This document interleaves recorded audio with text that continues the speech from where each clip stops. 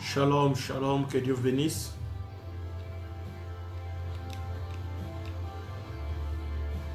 Bien-aimés, nous voulons passer au moment de notre culte de ce soir. Comme c'était prévu, nous allons, par la grâce de Dieu, commencer un enseignement sur remporter la victoire sur l'influence des ténèbres. Que Dieu soit béni, qu'il soit loué pour ce privilège qu'il nous accorde dans sa sainte présence. Dans la fiche que j'avais envoyée, j'avais pratiquement dit qu'on commencera à 21h, mais Dieu a fait grâce que nous commençons un peu tôt pour finir aussi avant, vu que le programme que j'avais est fini tôt. Gloire à l'agneau. Chaque vendredi, nous allons commencer à tenter de commencer entre 20h40 et 20h45. Que Dieu bénisse richement pour sa grâce qu'il nous a offerte afin d'être disponible encore pour notre culte de vendredi, que nous allons procéder tout le mois de février à un enseignement riche. Vendredi et dimanche, et chaque mercredi, nous allons passer des moments dans la prière au nom de Jésus. Prions. Tendre Père, nous te disons merci pour ce privilège que nous offre encore dans ta sainte présence. Bénis ce précieux moment, ô véritable Dieu. Tu es le Dieu de notre salut, tu es le maître de temps et des circonstances. Merci par ton amour, tu as, Seigneur, disposé ma soeur, mon frère, afin que nous puissions ensemble autour de ta parole te dire merci. Te disons merci pour tes hauts faits, tes bienfaits dans nos vies, dans nos familles, pour le souffle de vie que tu nous as accordé durant toute la semaine. Tu as protégé notre départ, notre parcours arrivé et retour à la maison durant toute la semaine. Nous te disons merci parce que tu as rendu possible, éternelle gloire, cette rencontre de ce soir. Dans le nom puissant de Jésus, laisse que ton Esprit Saint nous conduise dans la lumière et dans la vérité, afin que nous puissions bénéficier encore de ta grâce et ta faveur imméritée. Au nom de Jésus de Nazareth. Nous allons demander le Saint-Esprit de Dieu de nous assister dans ce programme qui commence ce soir, pendant 4 semaines, chaque vendredi et dimanche, pour suivre ces enseignements et chaque mercredi pour la prière et les exhortations. Prions au nom de Jésus. Tendre Père, nous voulons que l'esprit de sagesse et d'intelligence nous conduit durant tout ce mois de février pour nous permettre de remporter la victoire sur l'influence des ténèbres qui pèse sur la vie de ton peuple et qui nous empêche de pouvoir accéder à notre héritage et notre épanouissement. Laisse que l'esprit de force et de puissance puisse encore, Seigneur, nous localiser et nous permettre de pouvoir prendre le dessus sur les forces maléfiques et l'influence du monde des ténèbres.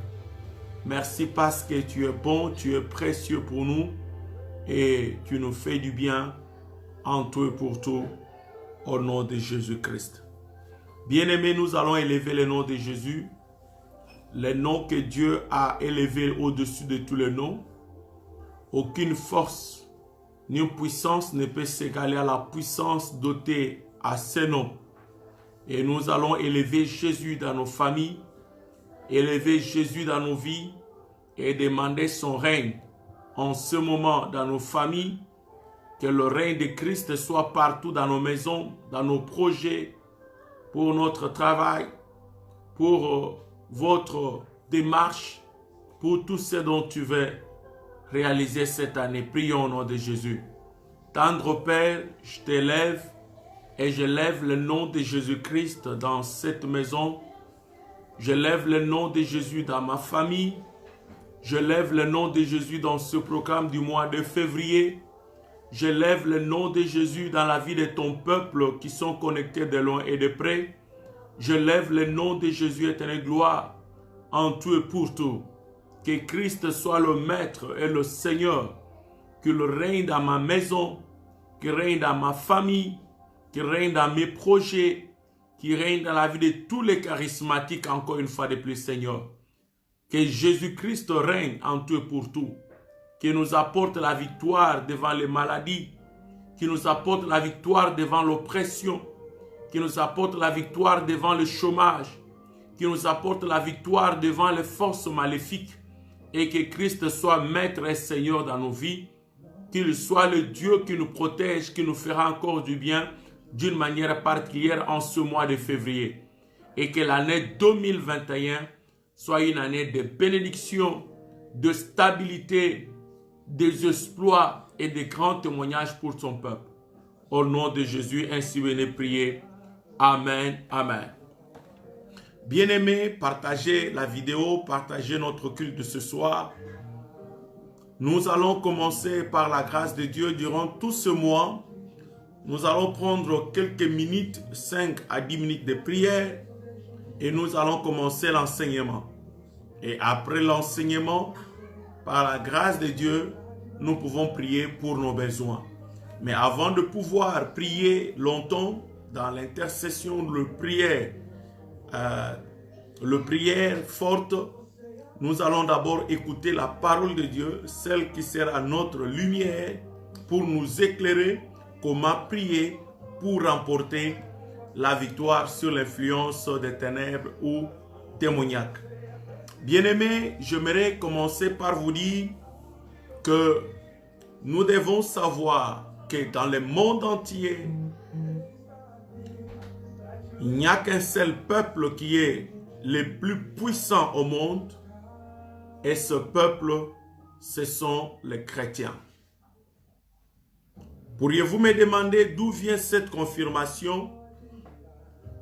Mais bien-aimés, vous devez tous le savoir, que la Bible nous dit que Dieu a souverainement élevé le nom de Jésus et il lui a donné un nom qui est au-dessus de tous les noms, afin qu'au nom de Jésus-Christ, tous genoux fléchissent dans le ciel, sur la terre et sous la terre.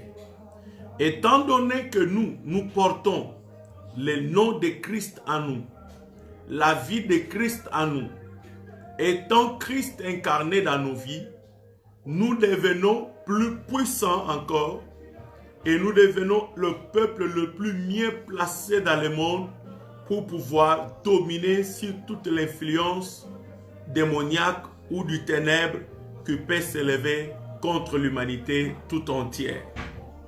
Car la Bible dit, Christ en vous, c'est l'espérance de la gloire. Alors vous devez comprendre que, ayant le nom de Christ et la vie de Christ en nous, nous devenons un peuple intouchable. Nous devenons un peuple mis à part par Dieu, un peuple stable dans tous les domaines.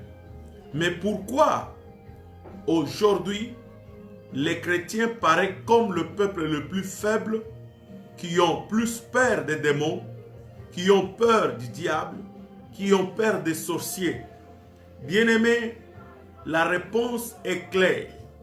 Lorsque une personne n'est pas stable en Christ et n'a pas la foi, une foi stable en Christ, cette personne ne pourra jamais bénéficier de la puissance incarnée dans le nom de Jésus-Christ, ni le potentiel pour parvenir à faire des surnaturels dans sa vie. Et aujourd'hui, beaucoup de prédicateurs de l'évangile n'ont pas compris comment transmettre les enseignements sur les combats spirituels et au contraire, à la place, à apporter du réconfort et apporter la lumière et la connaissance, comme la Bible nous dit, vous connaîtrez la vérité et la vérité vous affranchira. Et au contraire, ils veulent empirer la situation en apportant la peur au peuple, comme si c'est que le nom que nous portons, celui à qui nous croyons, n'a pas la puissance devant le diable et les œuvres du monde des ténèbres. Croyez-moi, et je vous le dis ce soir, bien-aimés charismatiques, que nous sommes un peuple tangible. Le monde des ténèbres a peur de nous par le seul moyen que nous portons le nom de Jésus-Christ. Car la Bible dit, c'est lui qui est en vous est plus fort que celui qui est dans le monde. En ayant toutes ces promesses de la parole de Dieu, nous pouvons comprendre que nous ne sommes pas n'importe qui, nous sommes un peuple que Dieu lui-même a mis à part. J'aimerais que nous puissions lire quelques versets rapidement avant d'entrer dans les vifs de mon message, car aujourd'hui je vais essayer d'introduire et au fur et à mesure, chaque vendredi et dimanche, nous allons évoluer dans l'enseignement. Nous prenons le livre de Colossiens chapitre 1er, le verset 15 à 20, écrivez Colossiens 1er, 15 à 20, Ephésiens aussi chapitre 1er, le verset 16 à 23. Nous allons lire la parole de Dieu et vous allez comprendre quelque chose qui va nous permettre de pouvoir appréhender et comprendre à la lumière ce que je viens de vous expliquer. Colossiens chapitre 1, le verset 15, nous lirons jusqu'au 20e verset. Il est l'image du Dieu invisible.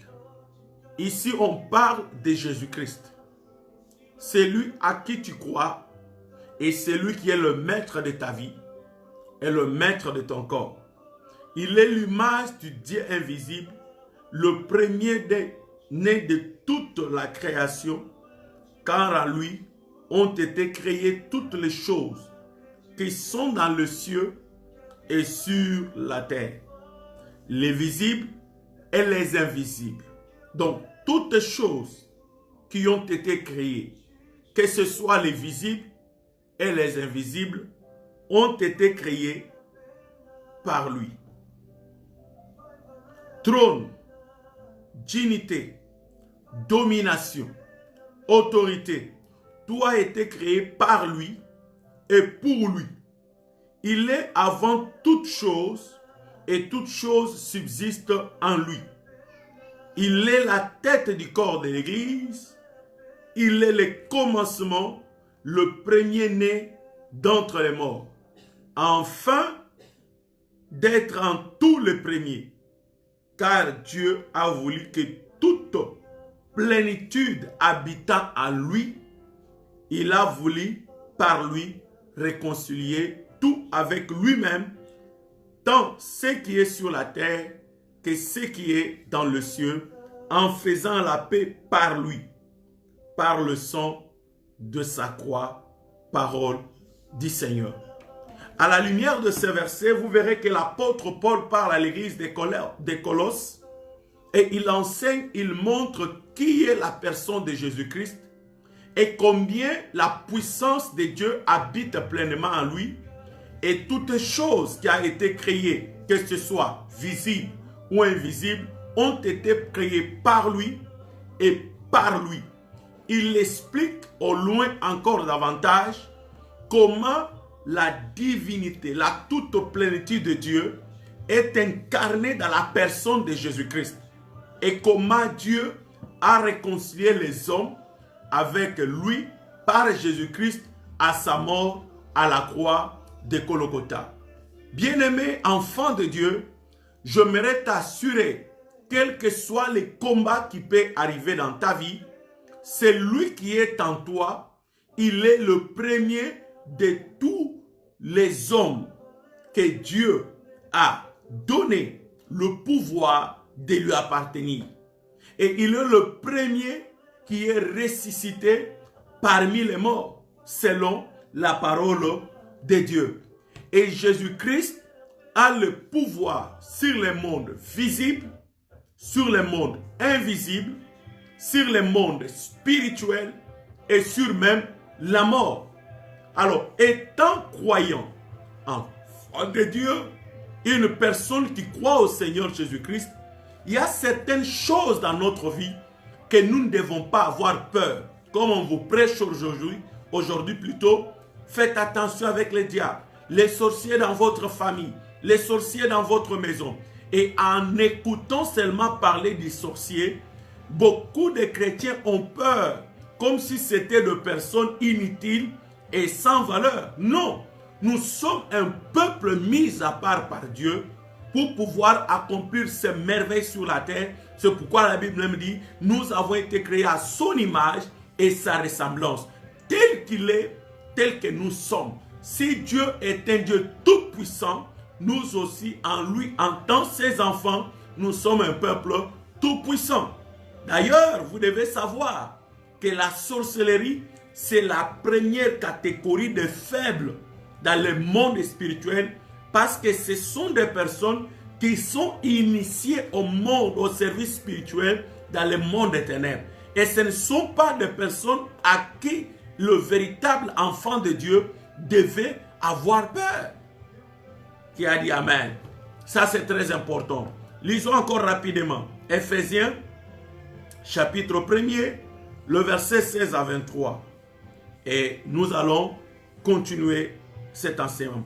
Je ne cesse de rendre grâce pour vous, faisant mention de vous dans mes prières. Ici, c'est l'apôtre Paul, maintenant qui parle devant l'église d'Éphèse, en train de montrer encore son implication, son investissement dans la prière par rapport aux enfants de Dieu et au peuple de Dieu. Et il va montrer vraiment la vraie identité que nous sommes, de ce que nous sommes. Oh, gloire à l'agneau. Je ne cesse de rendre grâce pour vous, faisant mention de vous dans mes prières, afin que le Dieu de notre Seigneur Jésus-Christ, le Père de gloire, vous donne un esprit de sagesse et de révélation dans sa connaissance et qu'il illumine les yeux de votre cœur. Ici maintenant, Paul prie, il demande que le Seigneur puisse illuminer les yeux du cœur de tous les chrétiens et leur accorde la sagesse et la révélation. Que Dieu bénisse la présence du patriarche, le pasteur Christophe Tibassou, qui est en ligne ce soir, qui nous accompagne. Que Dieu bénisse papa. Et qu'il illumine les yeux de votre cœur pour que vous sachiez quelle est l'espérance qui s'attache à son appel. Quelle est la richesse de la gloire de son héritage qu'il réserve aux saints. Vous comprenez? La sagesse et la richesse de la gloire ou de son héritage qu'il réserve aux saints, à nous qui croyons en lui. Et quelle est envers nous qui croyons l'infinie grandeur de sa puissance. Vous voyez, quelle est envers nous qui croyons l'infinie grandeur de sa puissance, se manifestant avec efficacité par la vertu de sa force. Il l'a déployé en Christ. Dieu a déployé cette puissance, cette richesse de gloire, cette force en Jésus-Christ, en le ressuscitant des morts et en le faisant asseoir à sa droite dans les lieux célestes. Au-dessus de toute domination. Écoutez-moi très bien.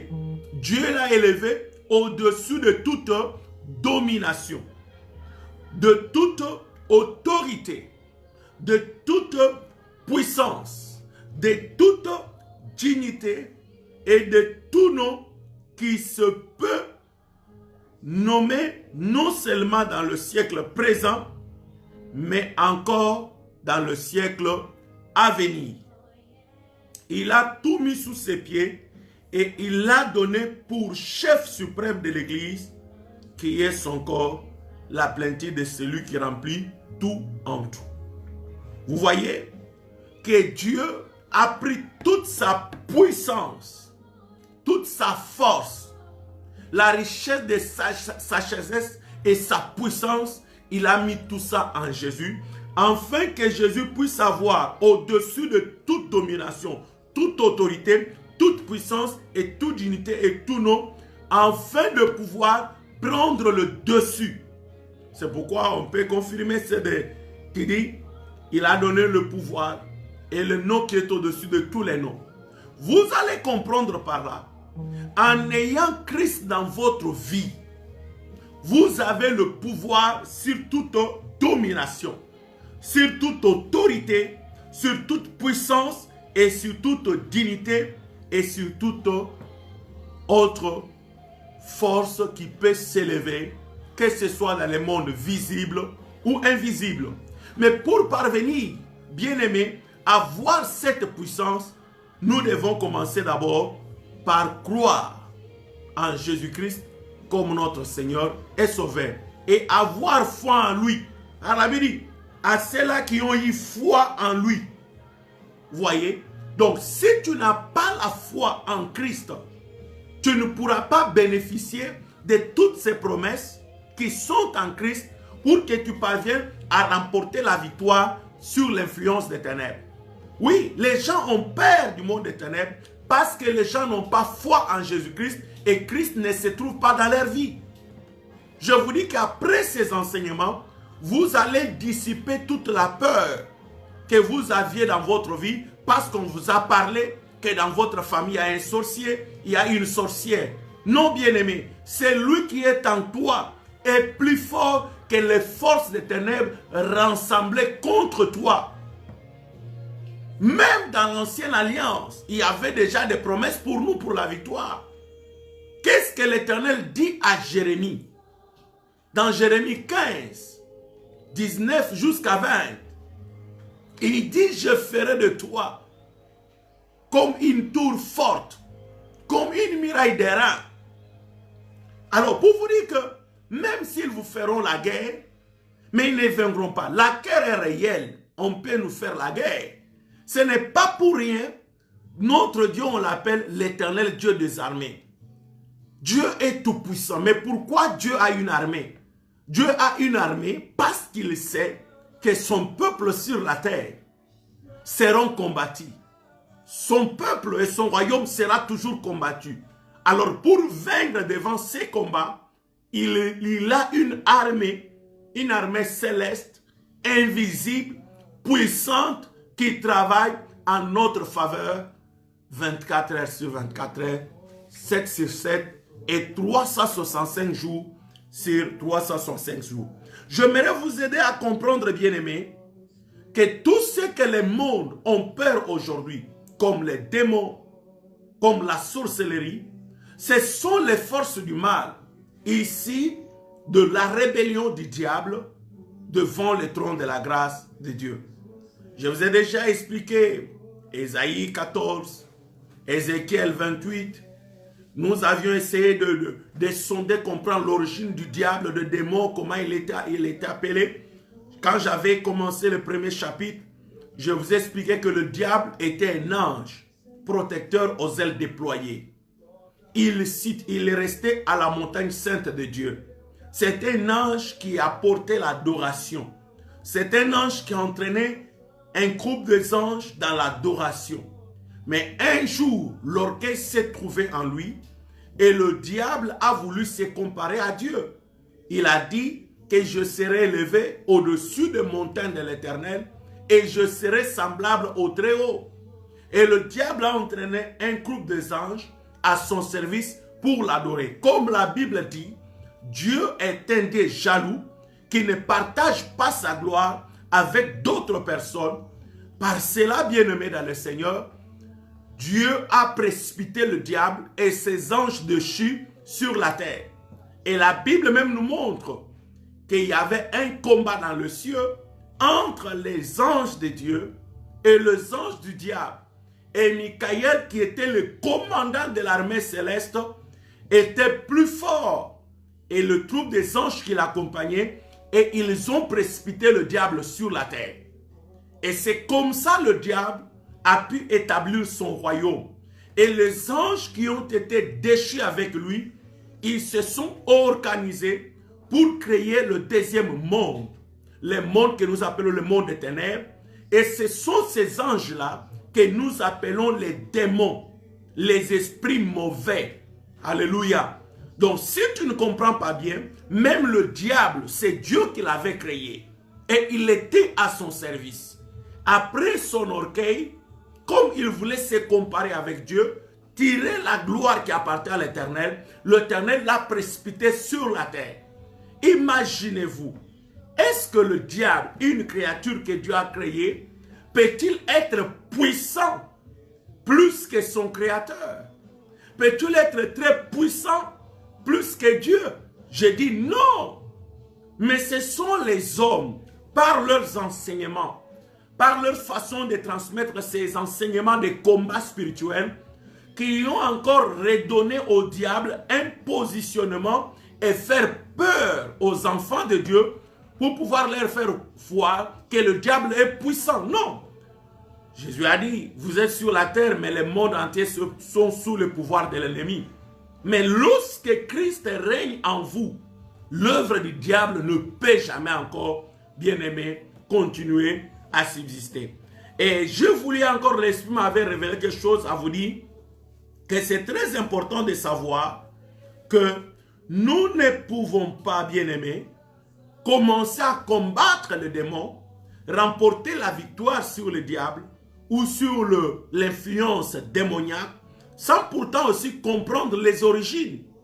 Je vous ai expliqué dans quelques versets et tout au long de ce mois, de cet enseignement vendredi, dimanche, je vais vous donner autant de versets pour vous éclairer sur l'origine du diable, l'origine des démons, et je vais vous expliquer d'autres choses qui ne sont pas inscrites dans la Bible, mais qu'on peut comprendre si facilement par la science. J'aimerais vous aider à comprendre que l'origine de la sorcellerie, c'est la tradition, la coutume et les fausses religions. Ce sont ces choses-là qui sont à la base de la sorcellerie. Donc la sorcellerie, c'est l'œuvre du diable, ici des démons, mais qui a pour origine les traditions, la coutume et la religion. L'œuvre de la sorcellerie est attachée à différentes traditions. Et ces traditions qui sont à l'origine aussi de la magie et qui ont aussi à l'origine de l'initiative ou initier les gens par la sorcellerie. Alléluia. Nous ne pouvons pas parler de la victoire sans livrer les combats. Mais quel type de combat un chrétien doit livrer? Bien aimé, nous devons savoir, ici, nous sommes appelés à livrer un combat spirituel. Paul, d'ailleurs, disait à l'église, combattez un beau combat de la foi. Mais à l'église d'Éphèse, il enseigne au peuple de Dieu, dans Éphésiens chapitre 6, prenons Éphésiens 6, vous allez comprendre à partir du verset 10. Qu'est-ce que l'apôtre Paul dit à l'église d'Éphèse? Il dit, au reste, frères, fortifiez-vous dans le Seigneur et par sa force toute puissance.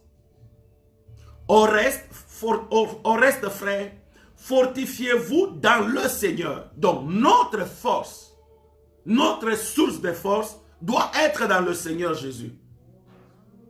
Et par sa force toute puissance, la force de qui? La force de Jésus-Christ. Revêtez-vous de toutes les armes de Dieu afin de pouvoir tenir ferme contre le ruse du diable. Vous voyez?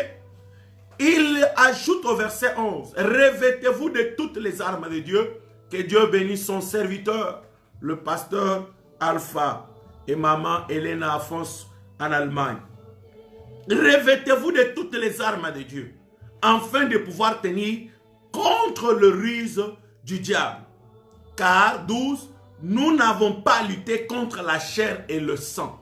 Notre combat n'est pas charnel.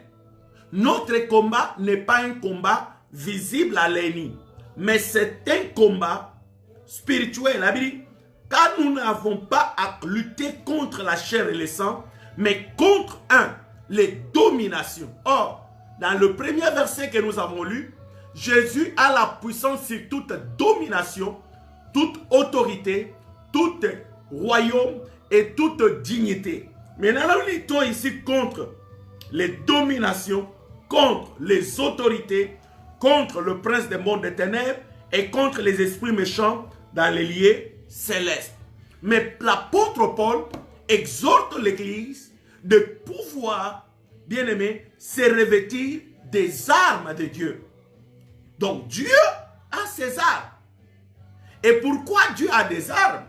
C'est parce que Dieu sait qu'il y a un combat. Refuser l'existence du combat spirituel, bien aimé, c'est être quelque part comme un païen. Si le combat n'existait pas, Dieu ne pouvait pas, bien aimé, mettre des armes spirituelles pour les chrétiens. Parce que Dieu sait que nous allons combattre. Et c'est pourquoi on l'appelle l'éternel Dieu des armées. Nzambe ya Mampinga. Donc Dieu est comme le commandant suprême de l'armée céleste. Alors tout chrétien doit comprendre que nous sommes fils et filles du commandant suprême de l'armée céleste. Notre Dieu, le Dieu des armées. Et avec cette armée, Dieu ne l'a pas, bien aimé, établi pour rien. C'est pour nous permettre de remporter les victoires sur le combat du monde des ténèbres. Et la Bible ajoute, afin de tenir contre la ruse du diable. Écoutez, dans le verset 11, il dit, revêtez-vous de toutes les armes de Dieu, afin de pouvoir tenir ferme contre le ruse du diable. Ici, l'apôtre Paul montre clairement que quand le diable attaque, il n'attaque pas comme toute autre personne visiblement et facilement à comprendre. Le diable attaque par la ruse. Et par sa ruse, il peut détruire la vie d'un homme. Prenons le premier homme à habiter dans le monde. C'était Adam et Ève. Le diable s'est incarné dans le serpent. Ce n'est pas pour que le serpent était le diable, non. Mais le diable a regardé dans le jardin d'Éden l'animal qui était le plus rusé de tous les animaux. Il a choisi le serpent. Et le diable s'incarne dans le serpent pour venir parler à la femme. Il commence à lui poser des questions avec la ruse de pouvoir contourner ou torchonner les Écritures afin de pouvoir prendre la femme. Parce que le diable sait, la femme c'est une des êtres les plus faibles. Peut-être elle pose des actes qu'elle ne sait pas qu'elles ne sont pas bonnes, mais plus tard elle aura la conscience que l'acte que je posais, elle peut nuire à ma vie. Mais aujourd'hui, par l'aide du Saint-Esprit, nous avons des femmes éveillées qui jugent toutes choses par la lumière de la parole avant de poser des actes. Mais aujourd'hui, la souffrance du monde a été créée par le manque de conscience, d'examen par rapport à l'enseignement de la parole que Dieu avait donné à Adam. Il avait interdit à Adam et Ève de ne plus manger l'arbre qui était au milieu du jardin, le fruit de l'arbre de cet arbre-là. Mais elle l'a mangé. Après avoir mangé, le serpent lui dit, avant de manger, Dieu sait que les jours où vous en mangerez ces fruits, vos yeux s'ouvriront et vous deviendrez des dieux comme lui. Oui, dans cette parole, il y a une demi-vérité. Les yeux vont s'ouvrir, oui bien sûr. Ils ne se voient pas comme nus. Mais un jour, quand vous mangerez les fruits, vous verrez que vous êtes nus. Il y a une demi-vérité. Et la deuxième des choses qu'il lui a dit, vous deviendrez comme des dieux. Mais en réalité, l'homme a été créé à l'image de Dieu et l'homme était un dieu. Vous voyez comment le diable a torchonné les Écritures et par cette ruse, il est parvenu à tromper la femme. Et la femme a mangé le fruit et il l'a donné à l'homme. C'est pour vous dire, bien-aimés, avant que j'avance de cet enseignement, je vais vous donner quelque chose que l'Esprit m'a mis à cœur de vous donner. Comment identifier la ruse du diable qui influence la vie de l'homme pour le neutraliser. Écrivez. Ça, ce sont des armes récurrentes que le diable utilise pour pouvoir nous fragiliser, nous influencer, afin de nous mettre dans une situation compliquée. Beaucoup de familles, beaucoup des hommes et des femmes qui n'ont pas tiré attention à la ruse du diable sont tombés. La première des choses, le diable, se déguise en ange de lumière pour faire tomber l'homme dans les pièges. Vous comprenez? Le diable se déguise en ange de lumière. Ça, vous devez savoir. C'est pourquoi, que Dieu nous aide. Que Dieu nous aide. J'aime beaucoup la parole, surtout quand le Seigneur commence à me révéler les choses dans sa profondeur. Vous devez savoir qu'aujourd'hui, quand les gens voient seulement quelque part les gens appeler Jésus, prier, prêcher même sur Internet, les gens croient que tout le monde mérite d'être appelé pasteur. Tout le monde, toutes les assemblées, là où les gens se réunissent, crient Jésus, Jésus, prie le Dieu véritable. Non, bien-aimé. Le diable sait que le réveil spirituel est en train d'augmenter dans le monde. Alors, pour pouvoir profiter et détruire le monde, il faut qu'il se déguise en l'ange des lumières. Et il se fait aujourd'hui qu'il y a beaucoup de faux prophètes qui sont les anges du diable, qui sont des serviteurs du diable. Et ils sont à la base de la fragilité de l'évangile et de la bonne nouvelle dans le monde. Vous voyez quelqu'un qui était magicien féticheur, qui n'est passé ni par le cure-dent, ni par la délivrance, ni par l'affermissement. Mais tout à coup, il s'autoprogramme évangéliste. Il commence à faire des témoignages, comment il volait dans la sorcellerie, comment il mangeait des gens. Et vous voyez même des pasteurs, des hommes de Dieu qui ont bien aimé l'appel authentique, mais qui se trouvent aussi bien aimés influencés par cette arme récurrente que le diable utilise pour nous détruire. Inviter ces personnes dans leurs églises et ils attirent des foules innombrables pour pouvoir écouter les témoignages. Mais en réalité, cette personne n'a même pas été baptisé. Il ne s'est même pas encore converti. Mais le diable l'utilise et il l'envoie dans l'église pour aller distraire le peuple de Dieu. Le diable se camoufle comme étant aussi enfant de Dieu. Et vous pouvez dire, mais comment bien aimé pouvait dire que les démons et les anges du diable peuvent vraiment s'infiltrer dans l'église de Dieu? Bien aimé, nous n'avons pas l'église, mais nous avons des assemblées locales. L'église, c'est un corps mystique de Christ que n'importe qui ne peut pas entrer. Mais dans les assemblées locales, tout le monde peut entrer. Écoute, j'aimerais encore revenir plus loin avec toi pour te dire, même dans les assemblées des enfants de Dieu, le diable entre. Lisez le livre de Job, chapitre 1er. Dieu était en réunion, en consistoire avec ses enfants, ses fils. La Bible dit, Dieu a vu le diable arriver. Et Dieu lui demande, d'où viens-tu? As-tu vu mon serviteur Job? Et c'est là même où le problème de la vie de Job a commencé. C'était dans cette réunion-là. Et si, en présence de Dieu, le diable entrait, à combien plus forte raison dans les assemblées des hommes? C'est pourquoi j'ai toujours demandé aux prédicateurs, serviteurs, modérateurs, avant de venir se tenir dans la chair, tu dois préparer le culte même 2 heures du temps. Tu sais que tu vas te mettre devant les gens 1 heure du temps, prépare-toi 2 heures. Tu te mettras devant les gens 2 heures du temps, prépare-toi au minimum 2h30 de la prière. Parce que tu ne sais pas qu'est-ce qui va arriver au moment que tu es en train de conduire le peuple de Dieu dans la présence de Dieu. Premièrement, l'arme que le diable utilise, il se déguise en ange de lumière pour faire tomber l'homme dans les pièges et les détruire. 2, il essaie de faire croire aux gens qu'il n'existe pas. Que ce sont les ondits que les gens disent. C'est pourquoi les gens disent, ah, les démons n'existent pas, le diable n'existe pas. Frère, le diable existe. Un jour, je n'avais même pas encore atteint 17 ans ou 18 ans, on était dans une prière de 6 mois à l'église. On faisait chaque lundi, on commençait la prière la nuit du dimanche, donc pour commencer lundi, et on sortait la prière dimanche après culte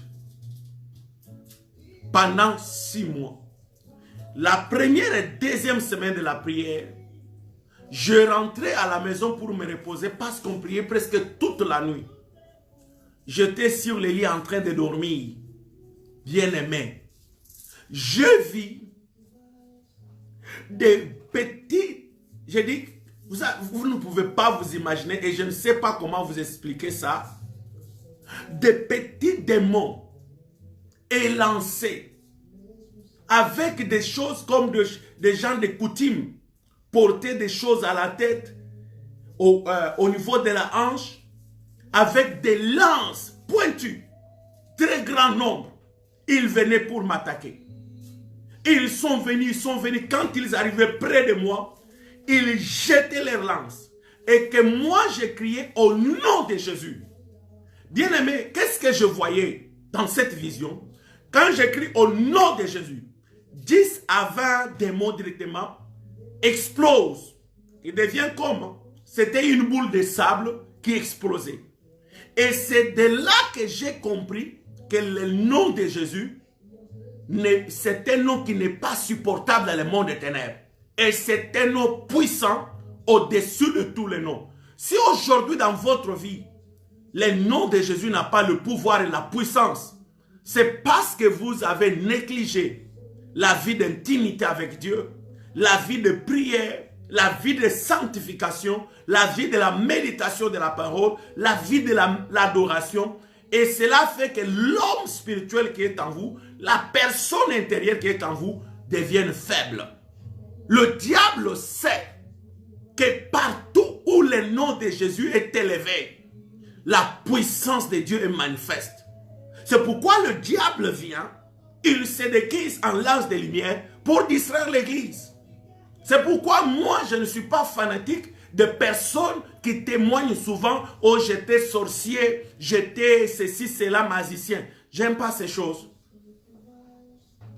Tu ne peux plus encore nous apporter les choses du monde des ténèbres dans la maison de Dieu, car c'est la maison de la sanctification.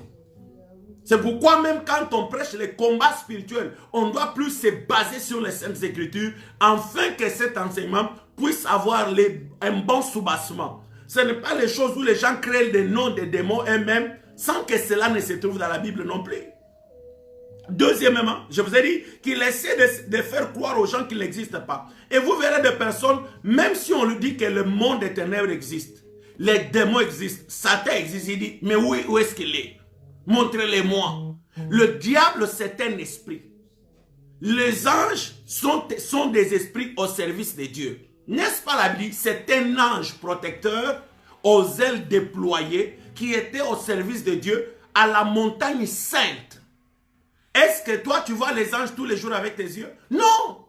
Les anges sont des êtres invisibles, spirituels.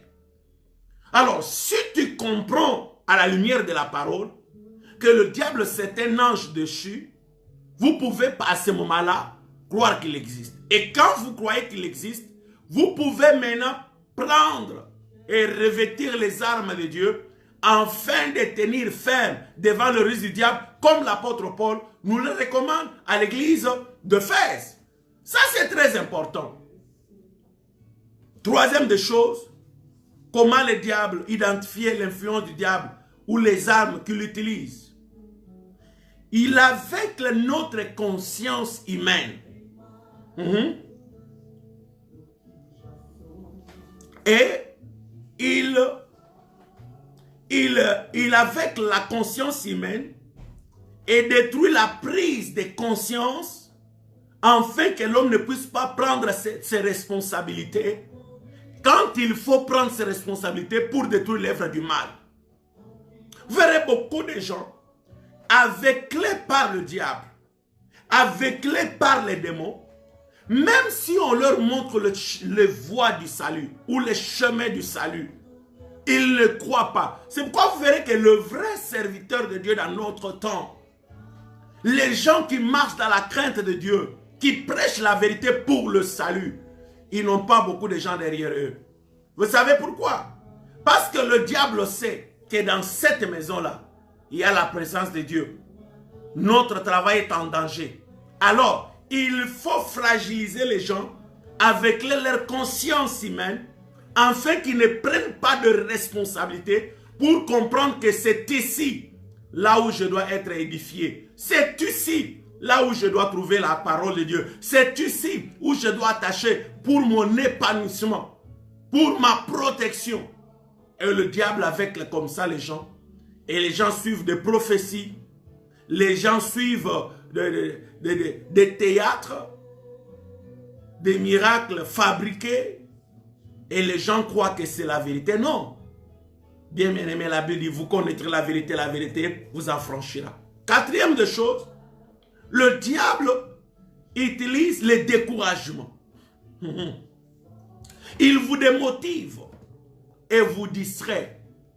Là où il y a la vie, là où il y a la vérité, là où il y a l'enseignement ou la vie de prière, le diable va vous décourager. Le diable va vous démotiver. Le diable va vous distraire. Si ce n'est pas avec peut-être les biens que tu as dans ta maison.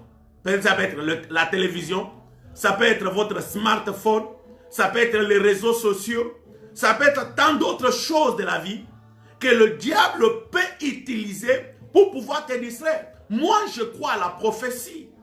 Je crois aux révélations. Mais il faut savoir discerner ce qui vient de Dieu et ce qui vient du diable. Oh, gloire à l'agneau. Voyez-vous, beaucoup de chrétiens sont démotivés durant cette crise sanitaire. Les gens ne veulent plus encore prier.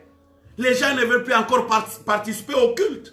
Les gens ne veulent plus encore gêner. Les gens disent non mais je vais faire quoi? Je suis à la maison, je ne sors pas dehors. Frère, ma soeur, même si tu ne sors pas dehors, le combat est là. Même si tu ne rentres pas dans le bus, les combats sont là. Et le diable vous décourage, vous démotive même de suivre les enseignements comme ça, même de le partager. Vous ne voulez pas. Mais regarde seulement Ngadia, quelque chose se passe de la politique au Congo, en Angola. Vous êtes les premiers à les partager. Partout. Facebook, WhatsApp, TikTok, Snapchat. Vous partagez. Toutes les choses qui ne sont pas bonnes, vous les partagez facilement. Mais quant à la parole de Dieu, vous devenez lourd même de faire seulement envoyer, transférer, envoyer, transférer, envoyer. Vous savez c'est quoi? Parce que le diable sait, un grand nombre de gens qui vont écouter ces choses, leur vie ne resteront pas les mêmes. Durant tous ces mois de février, chaque vendredi et dimanche, je vais parler sur remporter la victoire, sur l'influence démoniaque. Et vous verrez comment les gens qui vont prendre conscience, qui seront motivés, qui vont prier avec nous, combien leur vie vont s'ouvrir. Et à cause de ces choses, des gens perdent le mariage, les gens perdent du travail, les gens perdent les enfants ou les femmes, ils perdent la vie parce qu'ils deviennent trop distraits, démotivés. Ils ne s'intéressent pas aux choses essentielles qui peuvent, bien aimer, bâtir leur vie et leur foi chrétienne. 5. Ils torchonnent les Écritures. Le diable peut prendre la vérité et la changer son vrai sens et la mettre à la portée de tout le monde. Et tout le monde va s'attacher. Chaque jour, si vous suivez les enseignements sur Internet, vous verrez qu'il y a des gens, des pasteurs connus, élevés même, qui ont de grandes églises. Je ne dis pas tous. Il y a des catégories qui vous disent qu'ils vous prêchent des cabales juifs. Ils vous prêchent des initiations au monde spirituel. Mais ce qu'ils prêchent ne cadre pas avec la parole de Dieu. Mais comme il est déjà élevé, qui va lui dire que tu es déjà égaré? Personne. Mais toutes ces choses, le Seigneur les avait déjà prédit vers les derniers jours. Plusieurs perdront leur foi et seront égarés Car il y aura beaucoup de faux prophètes, des faux enseignants, des enseignements qui ne sont pas de la saine doctrine seront aujourd'hui enseignés. Et les gens vont dire Amen à ces enseignements. Et c'est ce que nous vivons dans notre époque. Le diable torchonne les Écritures. Les gens qui vous prêchent la vérité, vous les voyez comme des mauvais. Et les gens qui vous flattent, qui viennent avec de faux enseignements, ce sont des personnes que vous acclamez et vous soutenez. Oh, que Dieu soit loué parce que toutes ces choses ont été déjà prédites par le Seigneur Jésus. 6. Il apporte la fausse doctrine. Et vous verrez que la fausse doctrine prend une ampleur extraordinaire. La fausse doctrine est enseignée plus que partout. Vous pouvez, bien aimé, la suivre sans faire l'effort. Ils ont des moyens, même en ces temps, de pouvoir s'acheter des logiciels terribles. À tel point que tu es sur Facebook ou sur WhatsApp, ou tu regardes quelque chose sur Internet, sur Google, mais tu vois toujours cette publicité se balancer devant toi afin que tu puisses la visiter. Parce qu'ils mettent des moyens. Ils le savent pour détruire la race du monde actuel. Il faut envoyer des choses, torchonner les Écritures, envoyer la fausse doctrine et les choses qui plaisent aux gens. Et les gens aiment comme ça la flatterie qui n'apporte rien dans leur âme. Vous verrez que dans sa ruse, il vous pousse à envier les autres et négliger les dons, les potentiels et les grâces que Dieu a mises en vous. Vous trouverez quelqu'un qui néglige ce que Dieu a mis en lui. Mais il commence à envier ce que Dieu a mis dans les autres. Et c'est pourquoi vous voyez les gens aller faire des fétiches aujourd'hui. Les gens deviennent des prophètes aujourd'hui. Des prophètes qui achètent des prophéties sur Internet. Dans des sites des occultistes. Pourquoi? Parce qu'il a négligé peut-être le don, la grâce d'enseigner qu'il a, des guérisons qu'il a. Ils veulent devenir aussi prophètes parce qu'ils savent, dans les églises des prophètes, il y a beaucoup de gens. Non, frère. Tu peux être frère. Si Dieu t'a appelé au ministère, Dieu sait combien il t'enverra dans ton ministère. Il ne faut pas envier les autres. Parce qu'il y a des fois les hommes de Dieu qui fatiguent de servir Dieu. Pourquoi moi j'ai toujours 20 personnes? Pourquoi moi j'ai toujours 50 personnes? Bien aimé, Dieu peut-être ne t'a pas appelé à diriger des millions de gens. Dieu donne les gens par rapport à la mesure de la grâce qui est sur toi, où Dieu te donne une petite quantité de gens afin que tu le prépares, tu les formes à la grande moisson. Peut-être cette grande moisson ne va pas commencer avec toi, mais il commencera avec le fils que toi tu feras sortir de ton ministère. Alors il faut croire que Dieu est le maître de temps et de circonstances. Servons-lui avec fidélité, avec amour. Attachons-nous à ce qu'il nous a donné et ne négligez pas. Car la Bible déclare, c'est lui qui est fidèle à de petites choses. L'Éternel le rendra à de grandes. Bien, mais tu ne peux pas parvenir à remporter la victoire dans les combats spirituels ou dans l'influence démoniaque si d'abord tu ne sais pas tenir ferme contre le ruse du diable. Et parmi le ruse du diable qui fait que les gens soient totalement perdus sont des choses que je vous donne. Le diable peut amener une ruse de mettre dans ton cœur une mauvaise pensée contre la personne qui le sait, que tant que tu seras avec cette personne, tu monteras toujours en flèche. Il peut te créer un souci avec un homme, ou même avec ton père spirituel, même avec ta soeur ou ton frère, celui à qui tu es attaché, vous venez avec lui ensemble à l'église. Le diable peut créer ces soucis afin de te séparer avec des hommes de valeur, des femmes de valeur, qui contribuent à ton épanouissement, qui contribuent à ta croissance spirituelle, qui contribuent à ta réussite ou ton développement dans tous les domaines, afin que tu te trouves seul. Et quand tu te trouves seul, il commence à mettre en toi le doute contre l'église, le doute contre les serviteurs de Dieu, le doute contre les frères et sœurs dans l'église, Et tu commences à voir comme si Dieu n'existe pas. Qui t'a dit ça que Dieu n'existe pas? Dieu existe. Il est réel. Il vit. Il agit. Et il est là au milieu de nous. Car là où il y a 2 ou 3 réunis, il est là. En ce moment que je te parle, Dieu est ici présent. C'est à toi de changer. La Bible dit, c'est lui qui se retire et c'est lui qui est l'ami de celui qui détruit. C'est toi qui vas périr. Rattache-toi à Dieu. Rattache-toi à ton église. Rattache-toi à ton pasteur ou au serviteur de Dieu véritable. Tu verras que ta vie ne sera pas la même. Le diable sait que ta famille, c'est une famille déjà pourrie de sorciers et de menaces de sacrifices chaque mois. Depuis que tu as crié au Seigneur, il y a un espoir dans ta famille et il ne te laissera pas en paix. Il ne laissera pas ta vie en paix. C'est comme ça qu'il va commencer à t'attaquer par des choses. Et le dernier point que j'avais préparé pour le risque du diable, le diable vient te voler la paix. Il va te voler la joie que tu as dans ton église. Te voler la stabilité dans la foi chrétienne. Il va te voler le bonheur que tu as quand tu écoutes la parole de Dieu, la joie que tu as. Il peut même voler ta bénédiction pour te laisser déséquilibré et sans positionnement. Et cela finit par réduire ton temps d'intimité avec Dieu par la prière. Finit par réduire ton temps d'intimité avec Dieu par la méditation de la parole.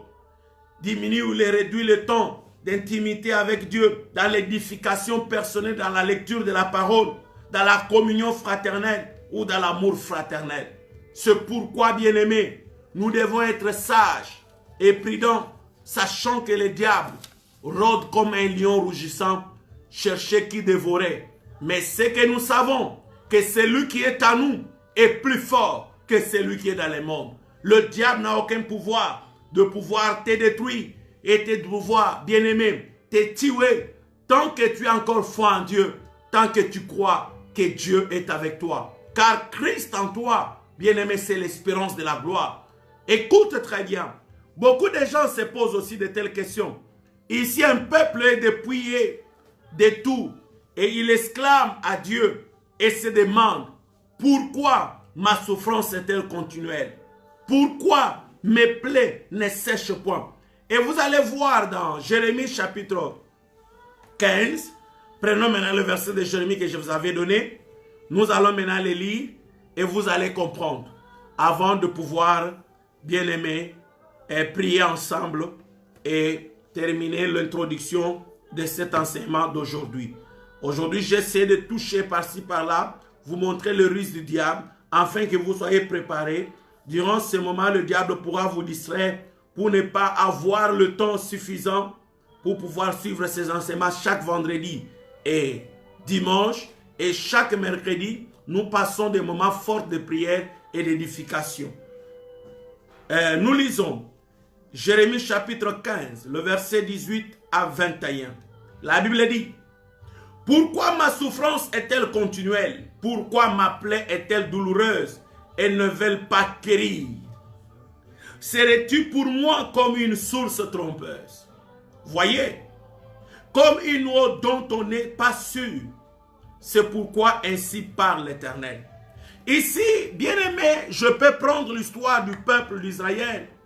Voilà un peuple qui crie devant Dieu. Un peuple désespéré. Un peuple qui n'est pas sûr encore que Dieu est avec lui. Le peuple qui n'est pas sûr de pouvoir vivre encore si longtemps. Crie et il dit: pourquoi ma plaie est-elle douloureuse? Pourquoi ma souffrance est-elle continuelle? Pourquoi ma maladie ne veut pas être guérie? Serais-tu, Éternel, pour moi une source trompeuse, comme une eau dont on n'est pas sûr? Peut-être à cause de problèmes de ton mariage, à cause du travail, à cause du séjour, à cause de la maternité, à cause de la maladie que tu as. Peut-être tu as déjà déclaré de telles paroles et tu t'es déjà posé 1001 questions. Pourquoi ma souffrance est-elle continuelle? Pourquoi ma plaie est-elle douloureuse? Pourquoi cette maladie ne se guérit pas? Tu commences même à dire à Dieu: est-ce que réellement tu existes? Est-ce que vraiment tu es sûr que tu es là, tu m'écoutes? Est-ce que vraiment je suis ton enfant?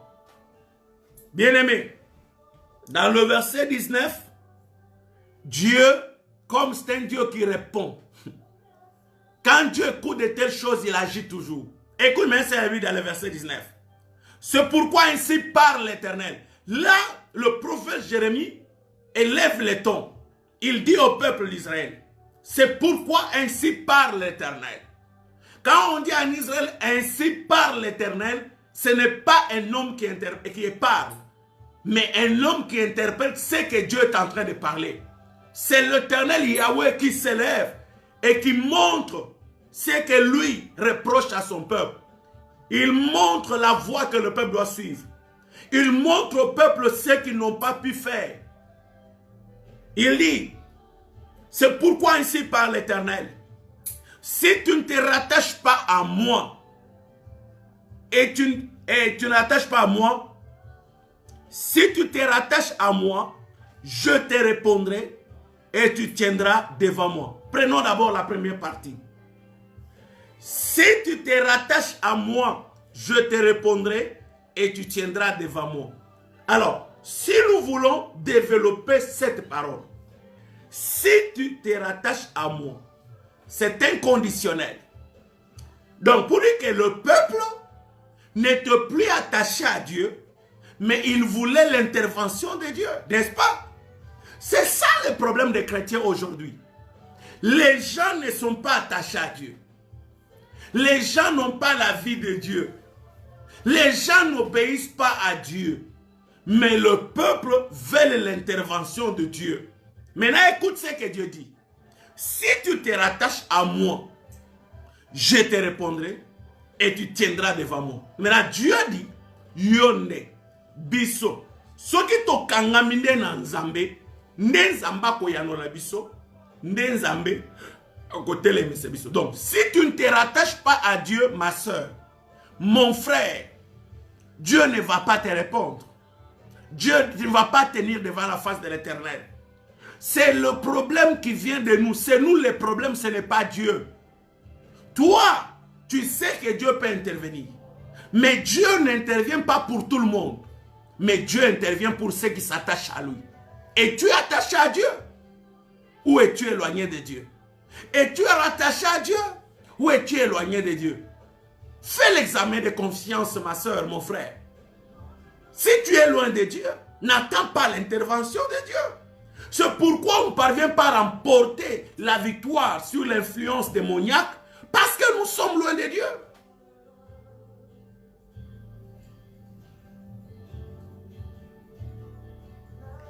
Psaume 91 ou 91 pour les Français, le verset 1er. Qu'est-ce qu'il a dit? C'est lui qui habite sur l'abri du Très-Haut, repose à l'ombre du Tout-Puissant. Donc, celui qui demeure ou qui habite dans l'abri du Très-Haut, c'est-à-dire dans la maison de Dieu, repose à l'ombre du Tout-Puissant.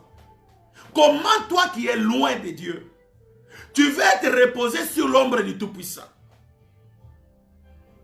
Étant loin de Dieu, on ne sera pas sous la protection totale de Dieu. Ne dis pas parce que je suis encore enfant, parce que je suis cela. Non.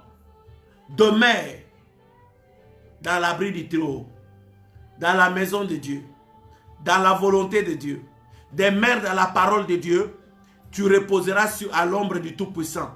Dieu va te défendre. Dieu sera votre protecteur. Dieu vous répondra. C'est ça le problème aujourd'hui. On vous pousse seulement à frapper les mains, frapper les pieds, frapper les mains, frapper les pieds. Vous vivrez la victoire. Il n'y aura pas la victoire. La première des choses que tu dois savoir, tu dois être dans sa présence et dans sa volonté. C'est à ce moment-là que la victoire sera certaine dans ta famille, dans ta vie et dans ta maison. Qui a dit Amen? 2. Si tu sépares ce qui est précieux de ce qui est vil, tu seras comme ma bouche. Vous voyez?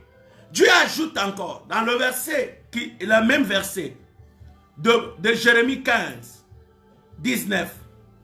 La deuxième partie, si tu sépares ce qui est précieux et ce qui est vil, tu seras comme ma bouche. Qu'est-ce que Dieu veut dire? Si tu sépares les biens et le mal, tu t'attaches au bien, tu deviendras comme ma bouche. Donc, toutes les paroles qui sortiront de ta bouche auront des effets. C'est pourquoi vous voyez les gens qui disent au nom de Jésus, étant attachés à Dieu, sachant séparer les biens et le mal, il y a une puissance de Dieu qui les accompagne.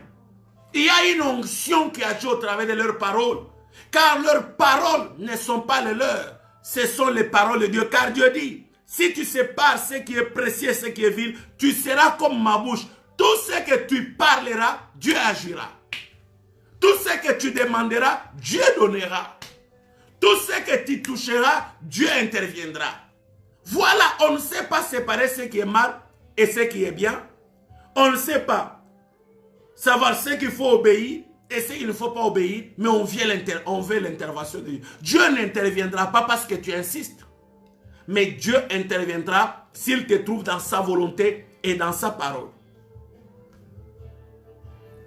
La Bible ajoute, c'est à eux de revenir à toi, mais ce n'est pas à toi de retourner vers eux.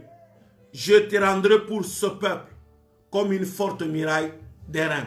Les gens qui t'ont quitté à cause de la vérité, les gens qui t'ont quitté à cause de ton attachement à Dieu, à cause de l'amour de Dieu, de l'église que tu as, ce n'est pas toi qui iras vers eux, ce sont eux qui viendront vers toi. Quand ils verront la main de l'Éternel, la gloire de l'Éternel éclater dans ta vie. Et la Bible dit, mais ce n'est pas à toi de retourner vers eux. Je te rendrai pour ce peuple comme une forte muraille d'airain. Dieu maintenant va transformer ta personne. Quand tu es dans sa parole, dans sa volonté, Dieu va te récupérer, transformer ta vie. Et il rendra ta vie comme une forte muraille d'airain. Tu seras comme un mur d'airain. Toute attaque, toute flèche, les balles qui vont jeter contre toi, ça va se mettre sur le rein. Le muraille d'airain, ça va tomber. C'est pourquoi la Bible dit, toute âme forgée contre vous sera nulle sans effet. Parce que quand on est déjà dans sa présence, dans sa volonté, il devient bouclier pour nous et il nous protège. Aucune attaque de l'ennemi, aucune influence ne peut toucher à ta vie. Et la Bible ajoute, ils te feront la guerre, mais ils ne te vaincront pas, car je serai avec toi pour te sauver et te délivrer, dit l'Éternel.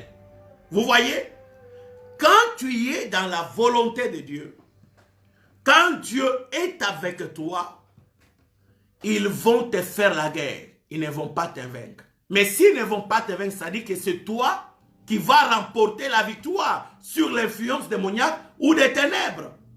Qui a dit Amen. Dieu sera avec toi. Dieu a été toujours avec nous. Dieu sera toujours avec nous. Ils vont nous faire la guerre, mais ils ne vont pas nous vaincre. Crois-moi, lève-toi et crois que tu es plus qu'un vainqueur. Crois que tu es vainqueur. Devant tous les combats qui vont s'élever, tu es vainqueur. C'est pourquoi dimanche, je vais commencer par définir les combats spirituels. Quel type de combat on doit livrer? Ça, c'est très important. Sois dans la volonté de Dieu, fais la volonté de Dieu et ta vie ne restera pas la même. La victoire est devant toi. Si tu étais menacé, attaqué, retourne dans la volonté du Père. Retourne dans sa parole. Ils te feront la guerre. Ils ne te vaincront jamais. Ta bouche sera comme la bouche de l'Éternel. Ta vie sera comme une muraille d'airain. Ils vont te faire la guerre, mais ne vont jamais te vaincre. Cette année, tu vas concevoir. Cette année, tu auras du travail. Cette année, tu auras la maternité. Cette année, tu auras le séjour. Cette année, Dieu va mettre ta vie au large. Cette année, les portes fermées s'ouvriront. Cette année, quelque chose de nouveau va se faire. Car la victoire est notre partage et la victoire est certaine par le nom de Jésus. Il est écrit, Ils l'ont vaincu à cause du sang de l'agneau et les paroles de leur témoignage. N'ayez pas peur du diable. N'ayez pas peur des démons. N'ayez pas peur des sorciers. Car c'est lui qui est en toi est puissant et plus puissant que ceux-là qui sont dans le monde. Commence à proclamer la victoire devant le problème que tu as. Prie maintenant. Élève ta voix et proclame la victoire au nom de Jésus. Proclame la victoire au nom de Jésus. Tendre Père ce soir, au nom puissant de Jésus de Nazareth, le nom qui est élevé au-dessus de tous les noms, le nom qui m'a été revêtu, le nom qui m'a été donné, et ce nom qui a donné le pouvoir sur les forces de l'ennemi et sur toutes les puissances des ténèbres. Je m'en vais maintenant mettre en débandade tout esprit, toutes les forces maléfiques et toutes les influences du mal qui attaquaient ton peuple, qui attaquaient leur famille et leur maison, qui attaquaient ma vie. Au nom de Jésus, Christ m'a sauvé. Il m'a délivré du ténèbre et il m'a transporté dans son admirable lumière et dans son royaume. Aussitôt, je suis fils de Dieu, doté de la foi et qui croit que la puissance de Christ est à moi et Christ vise à moi. Je renverse les forteresses et les hôtels établis pour détruire ta vie et ta famille au nom puissant de Jésus de Nazareth. Je proclame la victoire sur la maladie dans ta maison. Je proclame la victoire sur la sécheresse. Je proclame la victoire sur la stérilité. Je proclame la victoire sur la faiblesse et sur toute menace de l'ennemi dans tes finances, dans ta stabilité, au nom puissant de Jésus-Christ. Je montre au diable et aux démons l'œuvre de la croix de Golgotha, là où Jésus-Christ a vaincu le diable et ses démons. Il a écrasé la tête de l'ennemi. Au nom de Jésus, je montre aux sorciers de ta famille le sang de Jésus de Nazareth. Je montre le sorcier de nos familles le sang de Jésus de Nazareth. Si ta vie était dans une calebasse, que cette calebasse soit brisée au nom de Jésus et que la victoire soit certaine. Je proclame la victoire sur le mari de nuit et les femmes de nuit au nom puissant de Jésus. Je proclame la victoire sur toutes les forces du mal et sur tous ceux qui ne confessent pas le nom de Jésus dans ta maison et dans ta famille. Je prie maintenant pour tout le monde. Père, bénis ton peuple. Remets ton peuple dans la conscience pure et dans la connaissance véritable de ta parole, car il est écrit, vous connaîtrez la vérité et la vérité vous en franchira. Tu nous as donné la victoire et c'est pourquoi on nous a appelés plus que vainqueurs, car nous n'avons pas combattu. Mais Christ, il a combattu, il a remporté la victoire et il nous les a accordés. Merci parce que nous l'avons vaincu à cause du sang de l'agneau et par le parole de notre témoignage. Je prie pour cette nuit et pour ce week-end. Bénis ton peuple, bénis ce mois de février pour ton peuple et pour nos familles. Que l'armée céleste assure maintenant la sécurité et la protection de chaque famille. Que les anges puissants de Dieu opèrent maintenant dans la famille de tous les charismatiques afin d'apporter des solutions. J'engage les anges puissants de Dieu dans des interventions rapides cette nuit. Tous ceux-là qui avaient des maladies, des myomes, des kystes, qui ne parvenaient pas à concevoir, que le médecin par excellence, accompagné des anges puissants, fasse cette semaine ton opération. Je le déclare ce soir vendredi. Je déclare pour ce samedi et pour ce dimanche, ces 3 jours, l'Esprit de Dieu va opérer la vie de beaucoup de femmes qui ne parvenaient pas à concevoir. Et le Dieu de grâce qui vous a donné le mariage va vous accorder un miracle. Tous ceux-là qui avaient des maladies incurables, que le médecin par excellence, Jésus, accompagné des anges puissants, durant ces 3 jours, puisse pénétrer vos familles et commencer des interventions pour vous opérer de toute maladie incurable et vous donner la guérison divine. Au nom puissant de Jésus, recevez la guérison divine. Tous ceux-là qui ont des problèmes de séjour, du travail, je déclare et j'engage les anges puissants de Dieu et que le Saint-Esprit aille accompagné des anges puissants. Touchez à vos dossiers, afin que vous trouviez du travail, afin que vous trouviez le séjour, et que le temps et les choses qui étaient contraires à la volonté de Dieu soient changées en ta faveur, et que les portes s'ouvrent pour toi, au nom de Jésus de Nazareth. Que Dieu vous bénisse, qu'il vous fasse du bien, que son étoile brille sur chaque maison, chaque famille. Vivez la faveur divine et la bénédiction divine. Que le Dieu d'Abraham, d'Isaac et de Jacob, le Père de notre Seigneur Jésus-Christ que je sers, le Dieu de mon alliance, vous bénisse et vous protège avec toute votre famille. Au nom de Jésus, ainsi venez prier. Amen. Que Dieu vous bénisse, qu'il bénisse vos familles. N'oubliez pas notre bien-aimée contribution pour l'avancement de l'œuvre du Seigneur. Tu as ton offrande, tu mets sur le compte de l'église. Tu as ta contribution, envoie sur le compte de l'église. Que Dieu vous bénisse. On se revoit dimanche pour la grande célébration à 12 h juste. Invitez beaucoup de gens. J'ai toujours remarqué, quand je ne partage pas de vidéos, vous ne partagez pas. Alors ce n'est pas une bonne chose. Que Dieu vous bénisse. Dimanche, on est là pour continuer nos enseignements sur remporter la victoire sur l'influence démoniaque. Chaque mercredi, on va nous enseigner et nous amener dans de longs moments de prière. Et vendredi et dimanche, durant tout ce mois de février, on aura cet enseignement pour pouvoir vous aider à remporter la victoire sur le monde des ténèbres. Que mon Dieu vous bénisse, gardez la foi en Jésus et que Dieu vous fasse du bien. Si ce programme et cet enseignement vous a béni, veuillez le partager au maximum. Que mon Dieu vous bénisse. À dimanche à 12 h.